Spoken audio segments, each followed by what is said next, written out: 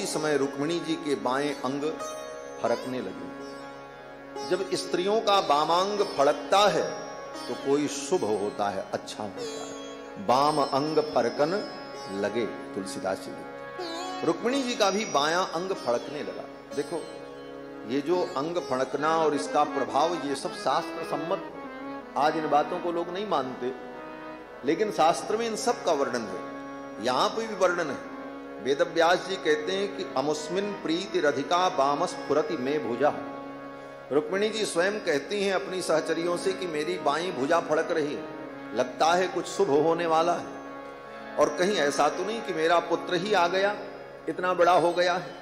और यही सब सोच रही थी, तब तक नारद जी आ गए। नारायण हरि।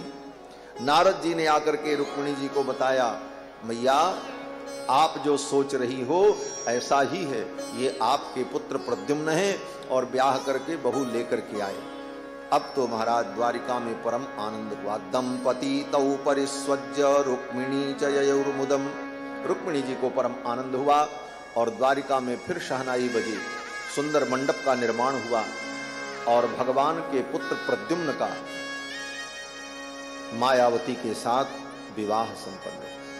भगवान का विवाह हो गया, भगवान के बेटे का विवाह हो गया, घर में बहू आ गई। अब भगवान के बाकी और आगे विवाह भी बाकी है। बेटे का ब्याह हो गया, घर में बहू आ गई और ससुरा जी के ब्याह अभी बाकी हैं। कितने बोले? 16,107 विवाह अभी होना बाकी है। राजा परीक्षित कहते हैं, महाराज सत्राजित कृम करोद ब्रह्मन् कृष्णस्य किल्बिषम् स्यमन्तकः कुतस्तस्य कस्मात् दत्ता सुता हरेः। राजा परीक्षित ने कहा, गुरुदेव हमने सुना है द्वारिका में एक सत्राजित नाम के छत्री थे, उनके पास एक स्यमंतक मणि थी। उस मणि की चोरी का आरोप भगवान कृष्ण के ऊपर लगा और बाद में सत्राजित ने अपनी बेटी का विवाह कृष्ण के साथ किया। ये सब कथा आप कृपा करके सुनाओ। तो सुखदेव जी वर्णन करते हैं, राजन द्वारिका में एक सत्राजित नाम के क्षत्रिय थे, भगवान सूर्य के भक्त थे। सूर्य भगवान ने प्रसन्न होकर के इनको एक मणि दी थी। उस मणि का नाम था स्यमंतक मणि। महाराज सत्राजित उस मणि की रोज पूजा करते थे और पूजा करके जब पुष्पांजलि अर्पित करते थे तो उस मणि के अंदर से 8 भार सोना निकलता था और उस 8 भार सोना को बेचकर उसी सोना से प्राप्त जो धन होता, उसी धन से सत्राजित का वैभव बढ़ने लगा। राजपाट उनका सब, उनका वैभव सब विस्तार को प्राप्त होने लगा। एक दिन भगवान श्री कृष्ण ने द्वारिका की सुधर्मा सभा बुलाई और उस सभा में सत्राजित जो थे ये भी सभासद थे, सदस्य थे सभा के। भगवान श्री कृष्ण ने कहा सत्राजित से कि आप अपनी वो मणि खजाने में जमा कर दो। ऐसी बहुमूल्य मणि तो राजा के खजाने में होनी चाहिए। सत्राजित ने कहा वो मणि मेरी है, सूर्य भगवान ने मुझको दिया है, वो मणि मैं किसी को नहीं दूंगा। तो भगवान ने कहा कोई बात नहीं। बात वहीं पर समाप्त हो गई। लेकिन संजोग ऐसा कि सत्राजित का भाई प्रसेन एक दिन अपने मित्रों के साथ शिकार खेलने के लिए जाना चाहता था। तो प्रसेन ने अपने भाई सत्राजित से कहा वो मणि आप मुझे दे दो, मैं गले में पहनकर अपने मित्रों के साथ घूमने जाऊं तो मेरा गौरव होगा, मेरा सम्मान बढ़ेगा। भाई के कहने पर सत्राजित ने वो मणि दे दी। प्रसेन उस मणि को अपने गले में पहन करके गया जंगल में शिकार खेलने। सिंह ने उस प्रसेन को मार डाला और मणि लेकर के वो सिंह चला गया। आगे जाने पर उस सिंह को एक रीछ ने मार डाला और मणि को लेकर के वो रीछ चला गया।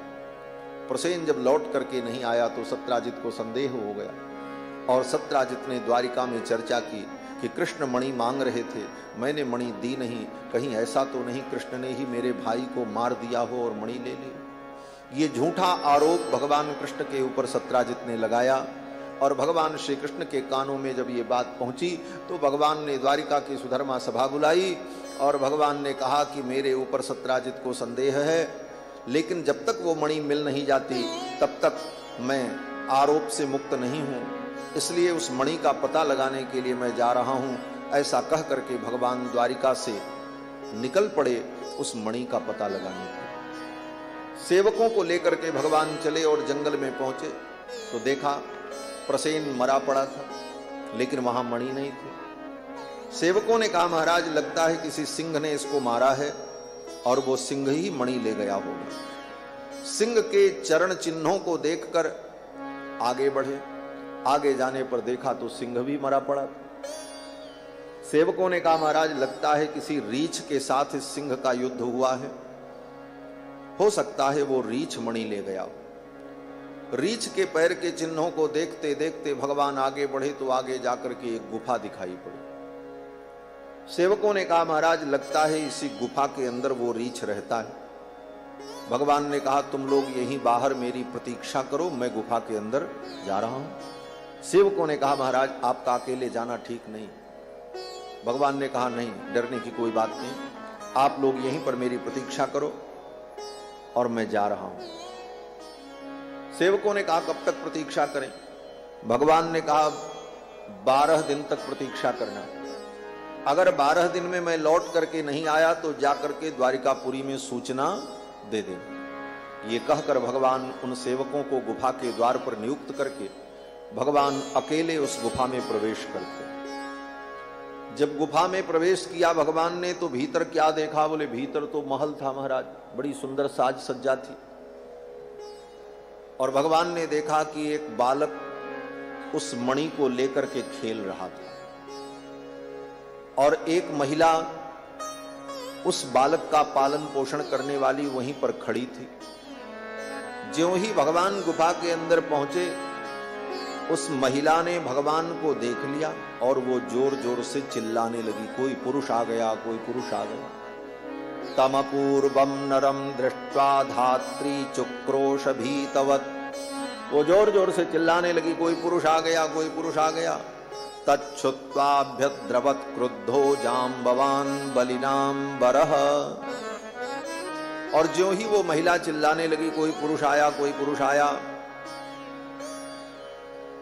तब तक भीतर से एक भयंकर रीछ निकला, विशाल काय भालू, और भगवान कृष्ण के ऊपर टूट पड़ा और दोनों में गुत्थम गुत्थी होने लगी। कभी भगवान को वो भालू पटक दे, कभी भगवान उसको पटक दे, और दोनों में भयंकर युद्ध हुआ। द्वंद्व युद्धम सुतुमुलम, सुखदेव जी कहते द्वंद्व युद्धम सुतुमुलम उभयोर विजिगीषतो, परस्पर विजय की आकांक्षा से दोनों में भयंकर युद्ध हुआ। और 1-2 दिन नहीं, लगातार अनवरत 28 दिन 28 रात्रि युद्ध चलता ही रहा। आसीद अष्टाविंसाहम इतरेतर मुष्टिभिः, 28 दिनों तक एक दूसरे के ऊपर मुष्टिका से, पैर से, घुटने से प्रहार करते रहे। कभी भगवान उसको मारे, कभी वो भगवान को मारे। 28 दिन जब बीत गया, भगवान के ऊपर तो कोई प्रभाव नहीं पड़ा। भगवान का चेहरा उसी प्रकार प्रफुल्लित और आनंदित। लेकिन 28 दिन बीतते बीतते उस रीछ की हड्डी गुड्डी जो है हिल गई, चेहरे का तेज समाप्त होने लगा, शरीर में शक्ति समाप्त होने लगी। तब तक अचानक उस रीछ की दृष्टि भगवान के वक्षस्थल पर गई।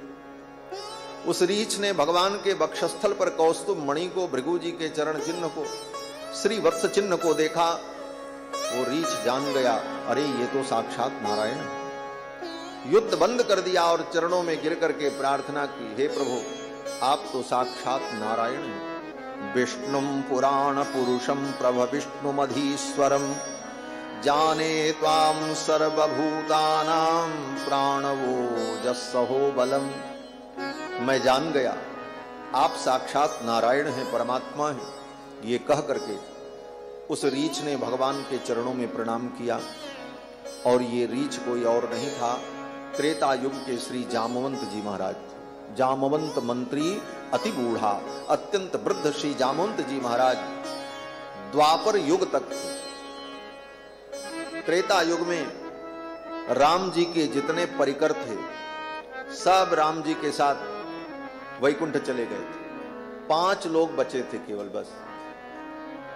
एक विभीषण जी महाराज नहीं गए, विभीषण जी आज भी लंका के राजा हैं, क्योंकि कल्प भर उनको राज्य करने का भगवान ने वरदान दिया। करहु कल्प भरि राज तुम मम सुमिरो मन माहि। विभीषण जी नहीं गए। और दूसरे बोले हनुमान जी महाराज। हनुमान जी भगवान की कथा सुनने के लिए यहीं रुक गए।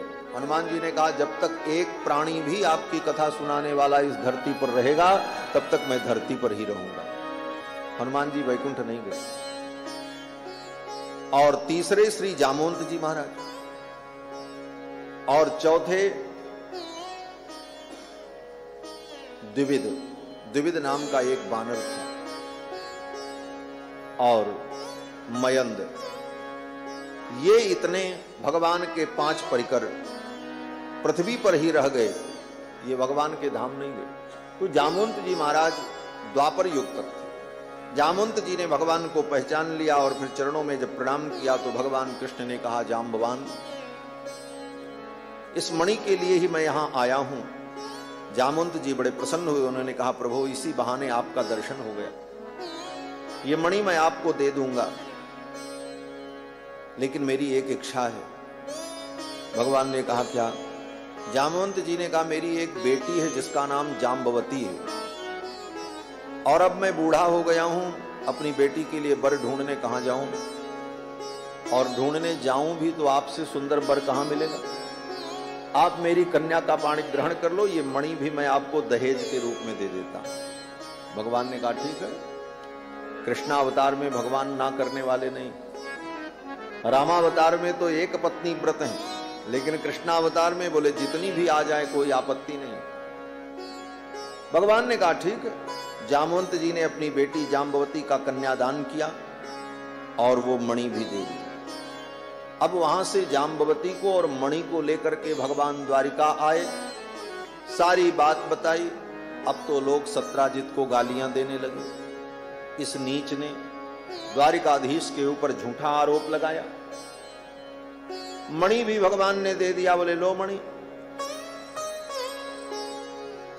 अब सत्राजित को बड़ा संकोच हुआ।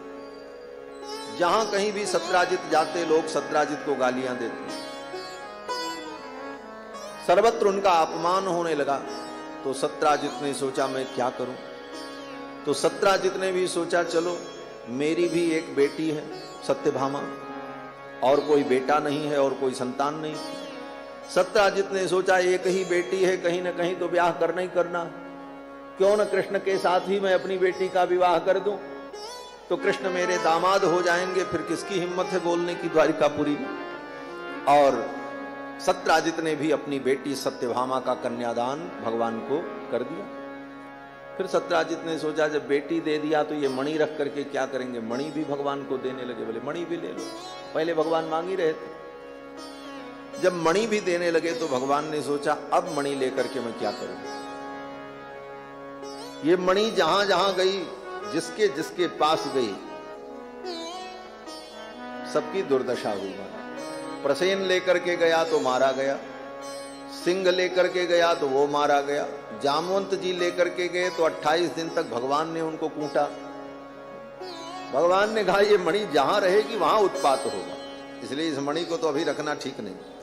इसलिए भगवान ने सत्राजित से कहा ये मणि तो आप अपने पास रखो। भगवान ने सोचा आज नहीं कल ये मणि तो हमको ही मिलेगी, क्योंकि इनके कोई बेटा तो है नहीं, दूसरी कोई बेटी भी नहीं है, सब कुछ तो मेरा ही है आगे चल करके, इसलिए अभी एहसान लेना ठीक नहीं है। इसलिए भगवान ने कहा मणि तो आप अपने पास रखो, लेकिन एक काम आप करना, भगवानाहन मणिम प्रतीक्षामो वयम नृप तवास्ताम देव भक्तस्य वयम च फलभागिनः। भगवान बड़े चतुर हैं। भगवान श्री कृष्ण ने कहा सत्राजित से कि ये मणि आप अपने पास रखो, क्योंकि आप इस मणि की पूजा करते हो, सूर्य भगवान के भक्त हो, आपकी पूजा बाधित होगी, तो आप इसको अपने पास रखो, पूजा आप रोज करो, लेकिन इसमें से जो सोना निकले वो हमको दे दिया करना। भगवान ने यही कहा तवास्ताम देव भक्तस्य वयम च फल भागिनः, इसका जो फल होगा वो हमको दे देना। सत्राजित ने कहा ठीक। भगवान ने भी सोचा चलो अच्छा मणि इनके पास रखी रहे और हमको सोना मिलता रहेगा, क्या दिक्कत है। इस प्रकार भगवान का सत्यभामा जी से विवाह हुआ।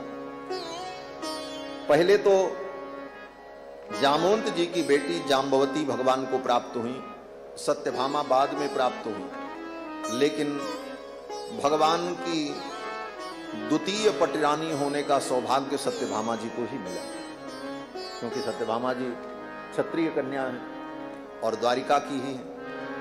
इसलिए भगवान ने इनको द्वितीय पत्नी का सम्मान दिया। पहली पत्नी रुक्मिणी और द्वितीय सत्यभामा और तीसरी जाम्बवती जो जामवंत जी की बेटी। एक बार द्वारिका में फिर शहनाई बजी, मंडप का निर्माण हुआ और उस मंडप में भगवान ने 2 पत्नियों का एक साथ पाणी ग्रहण किया। जाम्बवती को लेकर के आए थे और आते ही सत्यभामा की प्राप्ति हुई। फिर इन दोनों कन्याओं के साथ भगवान का विवाह संपन्न हुआ। अब भगवान की 3 पत्नियां हो गई, रुक्मिणी, सत्यभामा और जाम्बवती।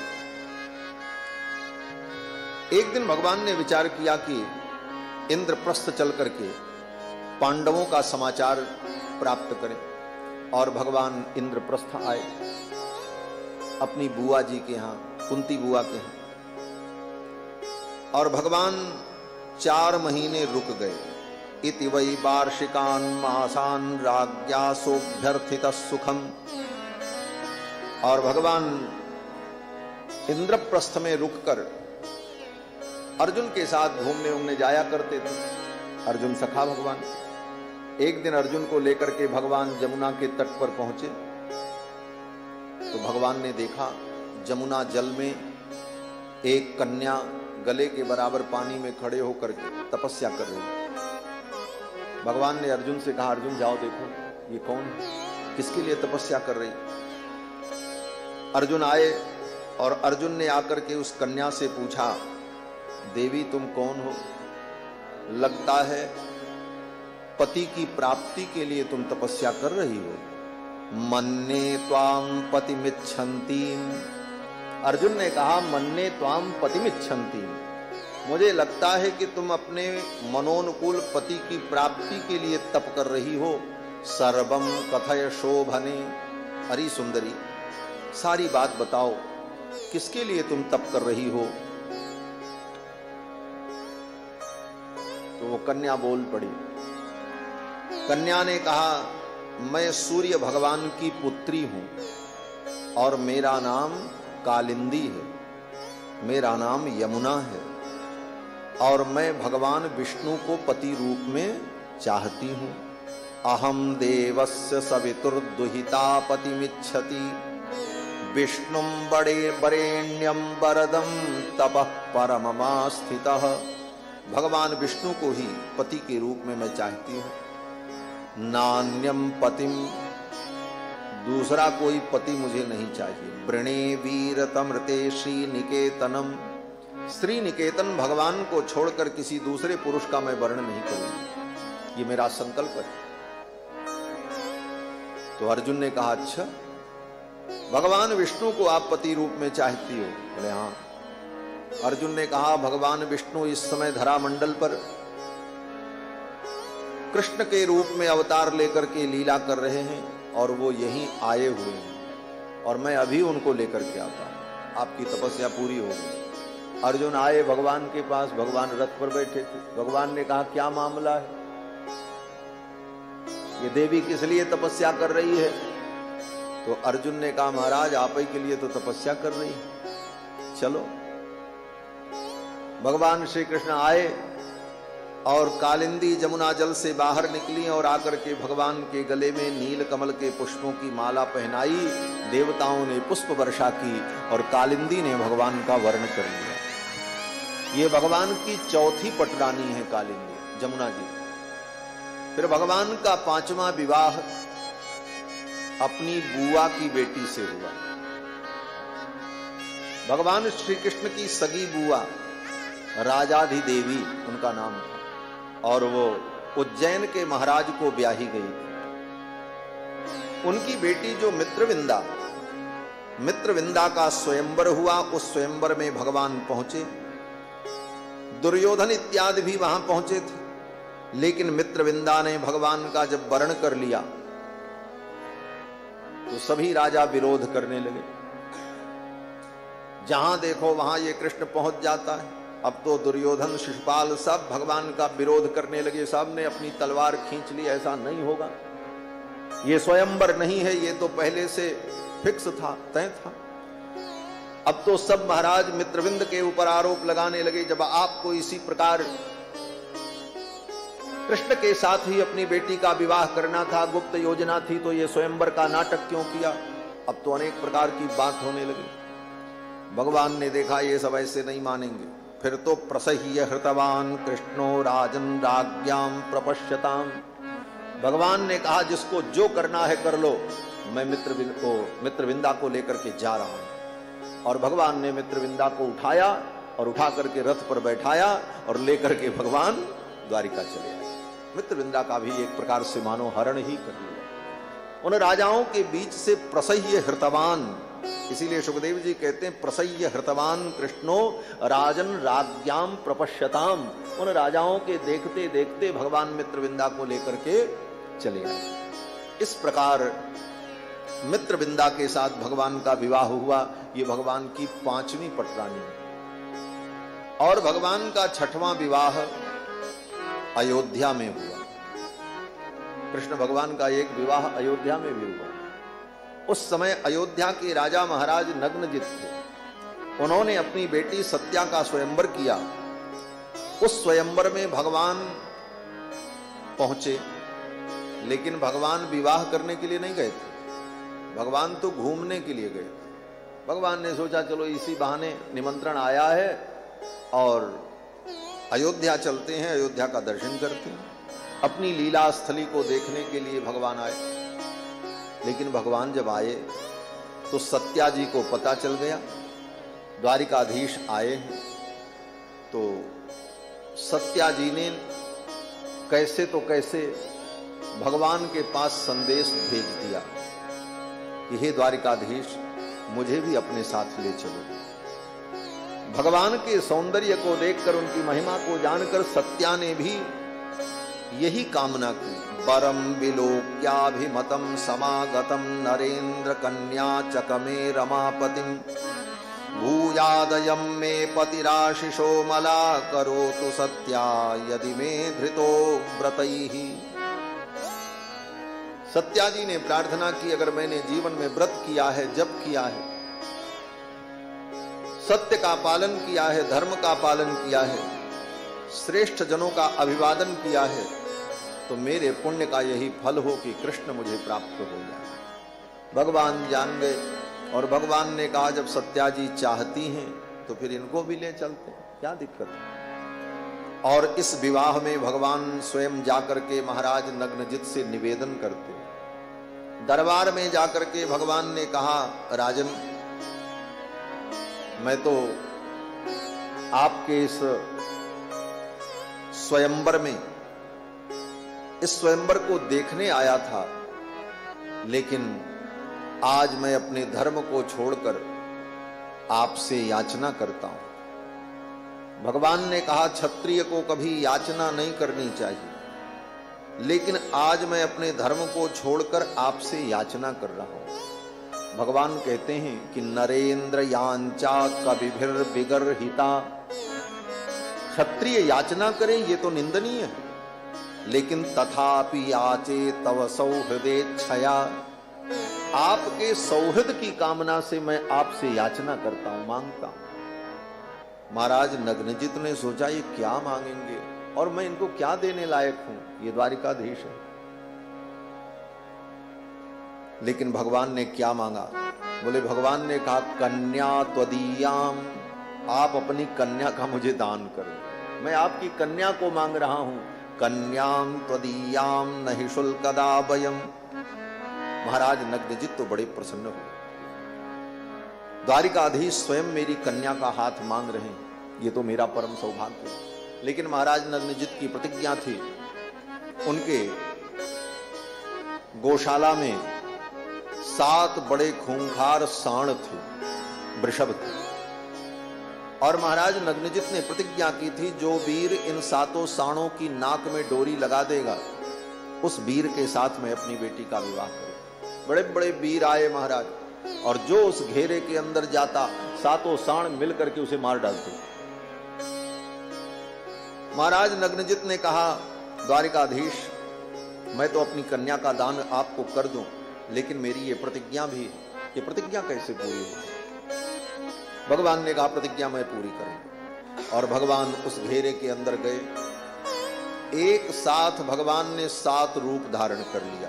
आत्मानं सप्तधा कृत्वा, 7 रूप भगवान ने धारण किया और एक ही बार में सातों साणों की नाक में डोरी लगा दी। महाराज नग्नजित बड़े प्रसन्न हुए और उन्होंने अपनी बेटी सत्या का कन्यादान किया और सत्या जी को लेकर के भगवान द्वारिका आए। ये भगवान का 6वां विवाह। इस विवाह में भगवान को माल खूब मिला महाराज, और ब्याह में तो कुछ नहीं मिला महाराज। कहीं लड़ाई, कहीं झगड़ा, कहीं मार, कहीं साले साहब की खोपड़ी फूट रही है, कहीं रिश्तेदार मारे जा रहे हैं, यही सब हो रहा है। लेकिन इस विवाह में भगवान को खूब माल ताल मिला महाराज। कितना मिला? देखो, अयोध्या तो अयोध्या है ना, राजा धीराज की नगरी। और जगह मिले न मिले, लेकिन अयोध्या के राजा तो ऐसे वैसे तो होते नहीं थे।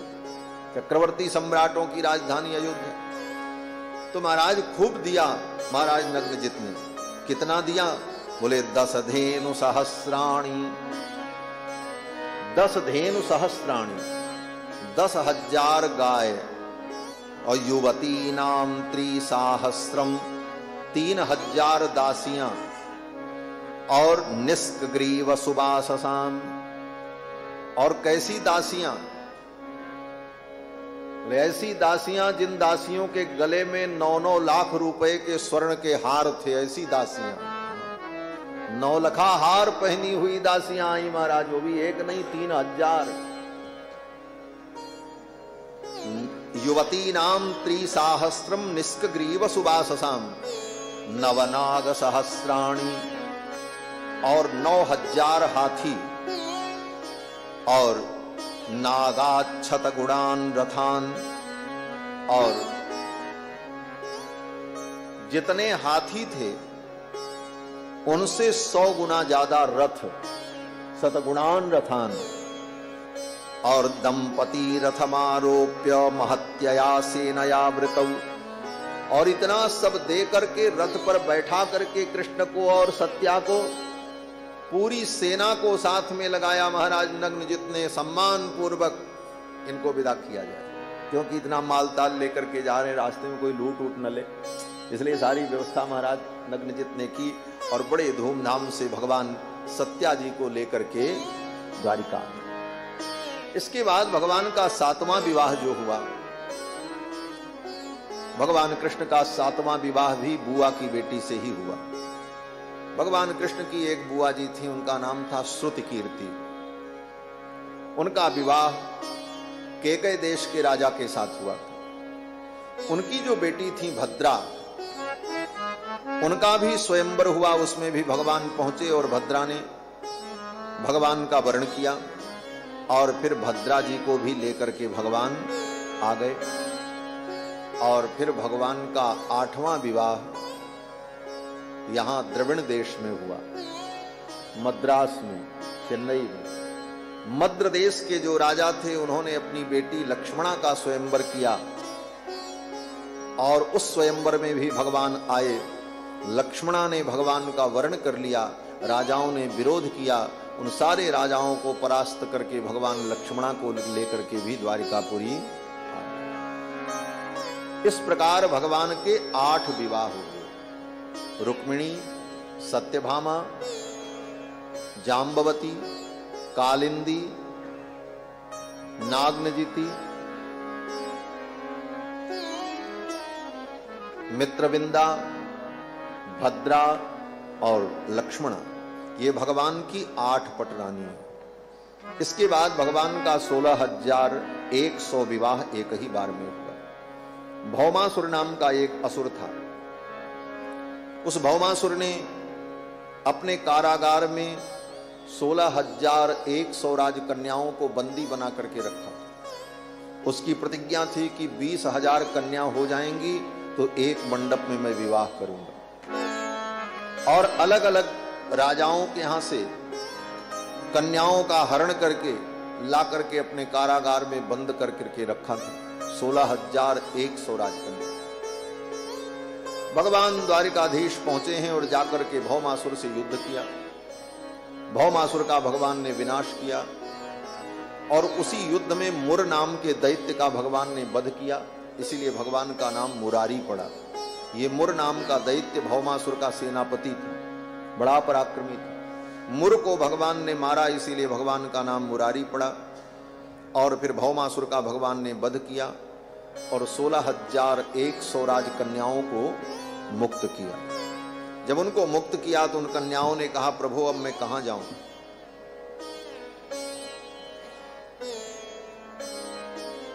हमारे माता पिता भी हमको स्वीकार नहीं करेंगे। फिर तो भगवान ने उन कन्याओं को पत्नी के रूप में स्वीकार कर लिया और उन 16,100 राजकन्याओं को भगवान ने वहीं से द्वारिका भेज दिया। इस युद्ध में भगवान सत्यभामा जी को साथ में लेकर के गए थे। फिर सत्यभामा को लेकर के भगवान स्वर्ग गए हैं। स्वर्ग में जाकर के देव माता अदिति का कुंडल उनको भेंट किया और स्वर्ग से आते समय भगवान पारिजात वृक्ष लेकर के द्वारिका के लिए आए। ये सब कथा सुखदेव जी ने वर्णन किया है, राजा परीक्षित को सुनाया है। उन 16,100 राजकन्याओं को भगवान ने द्वारिका भेज दिया था। लौट करके जब आए तो फिर द्वारिकापुरी में एक बार महामहोत्सव हुआ और विशाल मंडप का निर्माण हुआ। उस विशाल मंडप में 16,100 कन्याओं के साथ भगवान ने विवाह किया। ऐसा विवाह किसी ने देखा नहीं होगा। एक दूल्हा हो और 16,100 दुल्हन हो, ऐसी लीला। और फिर इस प्रकार भगवान के 16,108 विवाह हुए और एक एक पत्नी से 10-10 पुत्र और एक एक बेटियां पैदा हुई। 16,108 पत्नियां और एक एक पत्नी से 10-10 पुत्र और एक एक बेटियां। फिर उन एक एक पुत्रों के 10-10 पुत्र और एक एक बेटियां। इतने नाती पोता भगवान के, इतना बड़ा वंश। इतने बड़े परिवार में इन बच्चों को संस्कारवान बनाने के लिए, पढ़ाने के लिए जो अध्यापक नियुक्त किए गए थे, वो अध्यापक कितने थे महाराज? बोले 3,128,000 अध्यापक नियुक्त किए गए थे जो भगवान के बच्चों को संस्कारवान बनाते थे, उनको वेद शास्त्र की शिक्षा देते। ऐसी कृष्ण की अद्भुत लीला। द्वारिका में भगवान रहकर अनेक अद्भुत लीलाएं करते हैं। इसी प्रसंग में वर्णन है कि भगवान के पौत्र का विवाह बाणासुर की बेटी उषा के साथ हुआ। भगवान के पुत्र प्रद्युम्न, प्रद्युम्न के पुत्र अनिरुद्ध। अनिरुद्ध का हरण कर लिया था बाणासुर की बेटी उषा ने अपनी सहेली चित्रलेखा के सहयोग से। बाद में जब बाणासुर को पता चला तो बाणासुर ने भगवान के पौत्र को बंदी बना लिया। नारद जी ने आकर के सब कुछ बताया। फिर भगवान गए हैं, जाकर के बाणासुर से युद्ध किया और अपने पौत्र अनिरुद्ध को, अपनी पौत्र वधू उषा को वहां से लेकर के आए। ये सब कथा सुखदेव जी ने राजा परीक्षित को सुनाया है। और इसी प्रसंग में यह भी वर्णन है कि द्वारिका में एक दिन भगवान के सभी पुत्र खेलते हुए एक उपवन में पहुंचे और उस उपवन में एक कुआं था। उस कुएं में पानी नहीं था। उस कुएं में एक बहुत बड़ा क्रिकलास था। क्रिकलास बोले तो गिरगिट, छिपकली जैसा होता है। बालकों ने देखा और आकर के भगवान को बताया। भगवान गए और द्वारिकाधीश ने जाकर के उस क्रिकलास को कुएं से बाहर निकाला। भगवान के कर का स्पर्श होते ही वो दिव्य देवता के रूप में प्रकट हो गया। भगवान ने पूछा, आप कौन हैं? उसने कहा, मैं रघुवंश का राजा नृग हूं। बोले, ये गिरगिट कैसे बन गए? तो उस राजा नृग ने कहा, मैं बहुत बड़ा दानी था। प्रतिदिन ब्राह्मणों को 1,00,000 गाय का दान करता था। एक दिन मेरी एक गाय ब्राह्मण के घर से भागकर फिर गौशाला में आ गई और दूसरे दिन मैंने दूसरे ब्राह्मण को दान कर दिया। क्योंकि रोज यही काम होता था तो पहचानने में थोड़ी चूक हो गई। तब तक वो पिछले दिन वाला ब्राह्मण खोजते खोजते आ गया।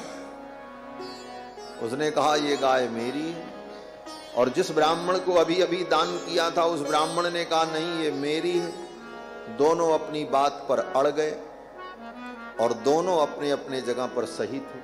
वो ब्राह्मण कह रहा था महाराज कल आपने संकल्प किया था और कल आपने संकल्प करके तिथि नक्षत्र का उच्चारण किया था, क्या आप भूल गए? और इस ब्राह्मण ने कहा अभी अभी आपने तिथि नक्षत्र का उच्चारण करके संकल्प करके हमको दिया है। दोनों अपनी बात पर अडिग थे। अब राजा तो धर्म संकट में पड़ गए। राजा नृग कभी उस ब्राह्मण को देखे कभी उस ब्राह्मण को देखे, क्या करे?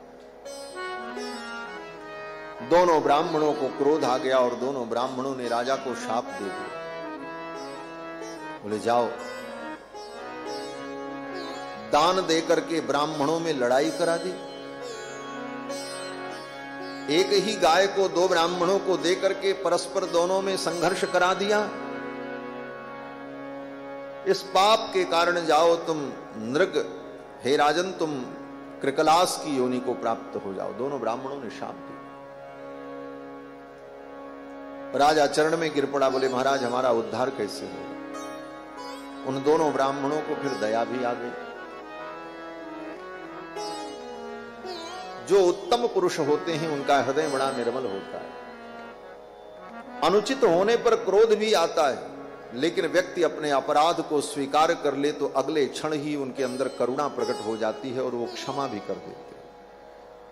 उन ब्राह्मणों के अंदर करुणा प्रकट हो गई। उन्होंने कहा जाओ राजन, क्रोध में मैंने शाप तो दे दिया लेकिन अब मैं अनुग्रह करता हूं। शापानुग्रह, शापानुग्रह का मतलब दिया तो शाप लेकिन उस शाप को अनुग्रह में बदल दिया। शापानुग्रह। ब्राह्मणों ने कहा मैं अनुग्रह करता हूं, गिरगिट तो बनोगे, कृकलास बनोगे, लेकिन किसी जंगल में नहीं, भगवान की मोक्षदायिनी पुरी द्वारिकापुरी में। और भगवान गोविंद कृष्ण का तुम्हें दर्शन होगा और उनके कर कमल के स्पर्श से तुम शाप मुक्त होकर अपने दिव्य रूप को प्राप्त होगे। वही महाराज नृग थे। भगवान के कर स्पर्श से उनका वो शरीर, कृकलास का शरीर अंतर्हित हो गया और दिव्य रूप से प्रकट हो गए। भगवान की स्तुति की और फिर वो उत्तम लोक चले गए। भगवान कृष्ण के पुत्रों ने ये सब घटना देखी, लौट करके घर आए। भगवान ने अपने सब पुत्रों को बैठाया, बोले बैठो, सब बैठो। भगवान ने कहा आज सावधानी से मेरी बात सुनो। भगवान अपने पुत्रों को बैठा करके उपदेश करने लगे। भगवान ने कहा आज की इस घटना को तुम सबने देखा है? पुत्रों ने कहा हाँ महाराज। बोले इस घटना से शिक्षा ले लो, कभी किसी ब्राह्मण के सत्व का हरण मत करना। ब्राह्मण के सत्व का, उसके अधिकार का, उसके अंश का अगर तुम हरण करोगे तो वह धन, वह संपत्ति, वह ब्राह्मण का सत्व तुम्हारे लिए विष के समान होगा और तुम्हारा विनाश हो जाएगा। नाहम हाला हलम मन्ने विषम यस्य प्रतिक्रिया। भगवान ने कहा हालाहाल विष को मैं विष नहीं मानता हूं। क्यों? बोले उसकी भी प्रतिक्रिया है। अगर कोई हालाहल विष पी ले तो उसको भी बचाया जा सकता है, लेकिन ब्राह्मण का सत्व इतना भयंकर विष है कि वह व्यक्ति का विनाश ही कर देता है। इसलिए कभी ब्राह्मण के सत्व का हरण मत करना। भगवान ने कहा कि स्वदत्ताम परदत्ताम वा ब्रह्मवृत्तिम हरेच्चयः, आपके द्वारा दिया गया हो अथवा किसी दूसरे ने दिया हो, उस ब्राह्मण के सत्व का, ब्राह्मण के अंश का अगर व्यक्ति हरण करता है तो 60 वर्ष सहस्राणी विष्टायाम जायते कृमि, वो 60,000 वर्ष तक गंदगी का कीड़ा बनता है। भगवान ने कहा हे पुत्रों, विप्रम कृतागसमपि नैव द्रुह्यत मामकाः। हे मेरे पुत्रों, मामकाः, मेरे पुत्रों। बड़ी आत्मीयता से भगवान ने समझाया। जब किसी को उपदेश देना हो तो बड़ी ही आत्मीयता से उपदेश दिया जाए, तभी उपदेश हृदय में उतरता है। इसलिए भगवान ने अपने पुत्रों से कहा, अरे मेरे बेटों, मामकाहा, मामकाह का यही तात्पर्य, अरे मेरे बेटों, एक काम करना, विप्रम कृतागसमपि नैव द्रुह्यत। ब्राह्मण अगर तुम्हारे ऊपर नाराज भी हो जाए, तुम्हें फटकार भी दें, डांट भी दें, तो उन ब्राह्मणों से द्रोह मत करना, उनका आदर करना। घ्रंतम बहुशपंतम वा, अगर वो तुम्हें मार भी दें क्रोध में, घ्रंतम बहुशपंतम वा, वो तुम्हें शाप भी दे दें, तो नमस्कुरुत नित्य सा, उनको प्रणाम कर ले। ब्राह्मणों से द्रोह मत करना। किस प्रकार? भगवान कहते हैं, यथाहम प्रणमे नित्यम। देखो, दूसरे को उपदेश देना हो तो पहले स्वयं उपदेश का आचरण करना चाहिए। पर उपदेश कुशल बहु तेरे, जे आचरहि ते नर न घनेरे। जब तक आप स्वयं उसका आचरण नहीं करोगे, तब तक आप दूसरे को उपदेश देते रहो, आपके उपदेश का कोई प्रभाव पड़ने वाला नहीं।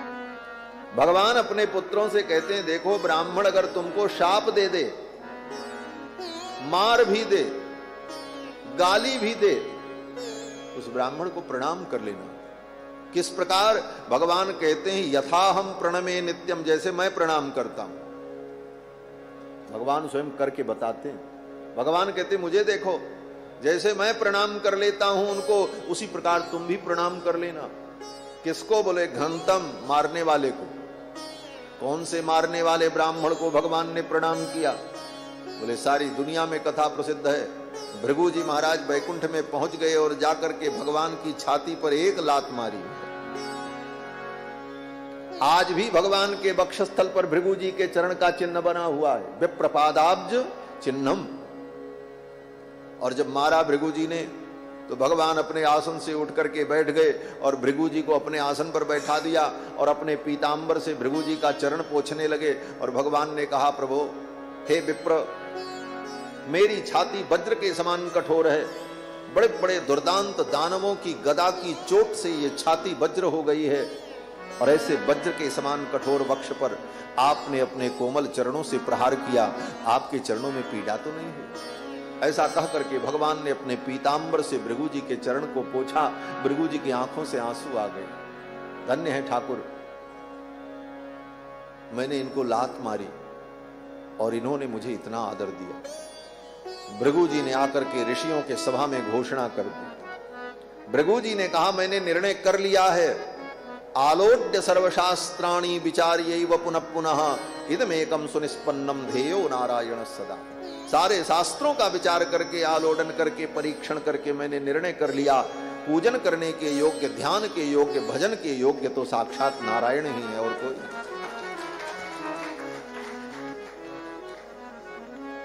घ्नन्तम और बहुशपंतम। साप देने वाले ब्राह्मण को भी प्रणाम किया। साप किसने दिया? बोले नारद जी ने भगवान को शाप दिया। नारद शाप दीन एक बारा। नारद जी ने भगवान को शाप दिया, लेकिन शाप देने वाले नारद को भी भगवान ने प्रणाम किया और यही कहा, साप शीस धरि हरसी हिय। नारद के शाप को भी भगवान ने सिरोधार्य कर लिया। और नमस्कुरुत, गाली देने वाले ब्राह्मण को भी प्रणाम किया, अपशब्द कहने वाले ब्राह्मण को भी प्रणाम किया। अपशब्द कहने वाले ब्राह्मण कौन? बोले परशुराम जी महाराज। परशुराम जी ने क्या नहीं कहा भगवान को रामावतार में, लेकिन राम जी प्रणाम करते हैं और कहते हैं, विप्रवंश कर अस प्रभुताई, अभय हो ही जो तुम ही विदाई। तो भगवान कहते हैं, यथाहम प्रणमे नित्यम, जिस प्रकार मैं प्रणाम कर लेता हूं उसी प्रकार तुम भी प्रणाम कर लेना, कभी ब्राह्मणों से द्रोह मत करना। ऐसी शिक्षा भगवान ने अपने पुत्रों को क्यों दी? क्योंकि भगवान जानते हैं मेरे वंश का विनाश जब भी होगा तो ब्राह्मण के ही शाप से होगा। दूसरा तो कोई भगवान के वंश का विनाश कर नहीं सकता। पृथ्वी पर किसी क्षत्रिय में वो साहस नहीं है, वो तेज नहीं है। और भगवान जानते हैं कि मेरे वंश का संहार जब कभी होगा तो ब्राह्मण के द्वारा ही होगा, लेकिन समय से पहले कहीं इनका संहार न हो जाए, कहीं ये उद्दंड हो गए, उच्छृंखल हो गए, तो समय से पहले ही कहीं इनका विनाश न हो जाए। इसलिए भगवान ने अपने पुत्रों को बुला करके सब समझाया और सिखाया। ये सब कथा सुखदेव जी ने वर्णन किया है। इसके बाद कथा आती है, बलराम जी एक दिन वृंदावन पहुंच गए, गोकुल। उनकी इच्छा हुई गोकुल जाने की। भगवान गोकुल गए हैं बलराम जी, और गोकुल में जाकर के जमुना जी के साथ बलराम जी ने क्रीड़ा की है। और बलराम जी जब उधर गोकुल गए तो इधर द्वारिका में पौंड्रक ने संदेश भेजा, द्वारिकाधीश कृष्ण तुम भगवान नहीं हो, असली भगवान मैं हूं। भगवान के समय में इस पृथ्वी पर नकली भगवान अपने आप को भगवान घोषित कर रहे थे। उस पौंड्रक नाम के राजा ने कहा मैं भगवान वासुदेव हूं, और ये जो तुम चक्र धारण करते हो ये चक्र धारण करना छोड़ दो, असली भगवान मैं हूं। आज भी ऐसे नकली भगवान बहुत घूम रहे हमारे, और जितने नकली भगवान हैं उनकी स्थिति बड़ी भयानक। एक नकली भगवान तो अभी कुछ दिन से पूजित हो रहे हैं, और उनके अनुयायी तो अब उपद्रव पर उतर चुके हैं।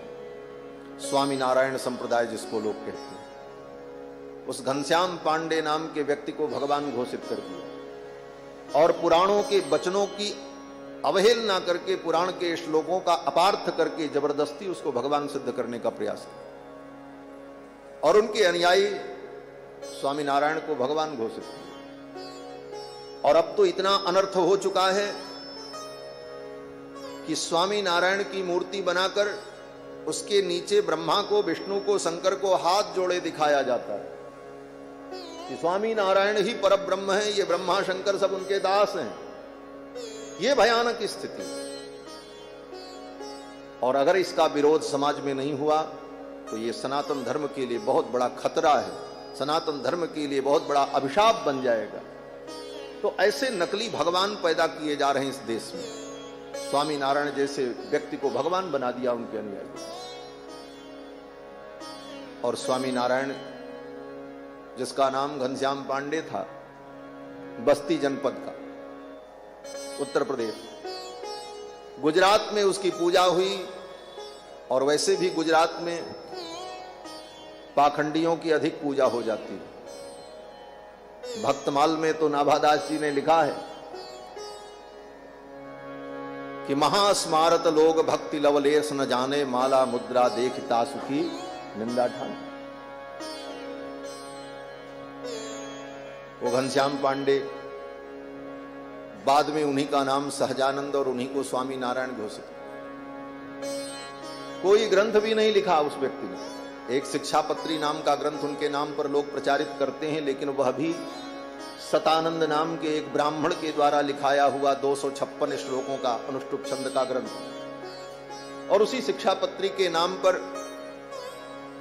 अनर्थ का विस्तार करके अपने आप को भगवान घोषित कर, धन के बल पर। लेकिन धन से कोई भगवान नहीं हो जाता। किसी के लाखों अनुयायी हो जाएं इसलिए वो भगवान नहीं हो सकता। भगवान वही होगा जिसको शास्त्र भगवान कहेगा। भगवान की परिभाषा है, भगवान किसे कहते हैं? ऐश्वर्यस्य समग्रस्य धर्मस्य सश्रियः ज्ञान वैराग्ययोश्चैव षण्णाम भगैति। ज्ञान शक्ति बल ऐश्वर्य वीर्य तेज से जो संपन्न हो अशेष रूप से उसको भगवान कहते हैं। और अब तो उनके अनुयायियों ने अन्य संप्रदायों की भी आलोचना प्रारंभ कर दी। अभी अभी कल मुझे सूचना मिली कि हमारे सनातन धर्म में जो अनेक पंथ हैं, उन पंथों में एक